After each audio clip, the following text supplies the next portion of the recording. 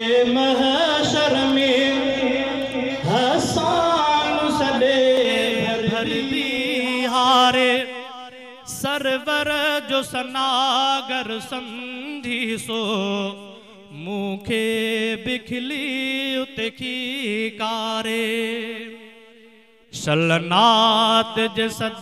के महशर में हसान सदे भर बिहारे सरवर जो सनागर समझी सो मुखे बिखली उतखी कारे महबूब मुहम्मद हिकड़े ॾींहुं हसान खे हीअं हो फरमायो तूं शेर अॻे भी चवंदो है अॼु शेर सचाई जा गायो हसान शुरू पो शेर कयो महबूब मिठे जे लगी लारे सरवर जो सनागर समझी सो मुखे बिखली उतखी कारे शलनात जे सदके महशर में हसान सदे भर बिहारे सरवर जो सनागर समझी सो मुखे बिखली उतखी कारे अल्लाह वाखे ठायो इएं ॼण जी अवां पे अर्ज़ कयो अल्लाह वाखे इएं ठायो ॼण जी अवां पे अर्ज़ कयो सब सूह जमाल कमाल रखी अल्लाह अवां खे ठाहे छॾियो को ऐब न तुंहिंजे चेहरे में को ऐब न तुंहिंजे चेहरे में खूबियूं त छॾियूं रब बिहारे सरवर जो सनागर समझी सो मुखे बिखली उतखी कारे शलनात जे सदके महशर में हसान सदे भर बिहारे सरवर जो सनागर समझी सो मुखे बिखली उतखी कारे महबूब मुहम्मद जे अॻियां हीअ नात हसान जॾहिं गाई महबूब मुहम्मद तोहफ़े में हसान खे चादर पाराई महबूब मुहम्मद जे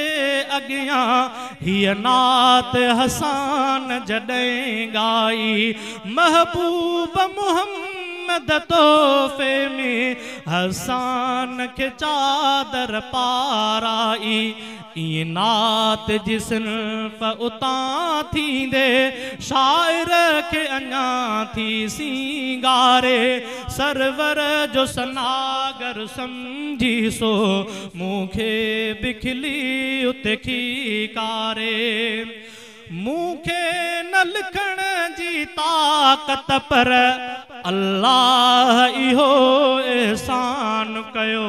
सरवर जो सनागर मुखे करे रब मुखे गुलाम हसान कयो हसान जी सुहिणी रवायत खे हसान जी सुहिणी रवायत खे हर नेक थो शाइर जी यारे सरवर जो सनागर समझी सो मुखे बिखली उतखी कारे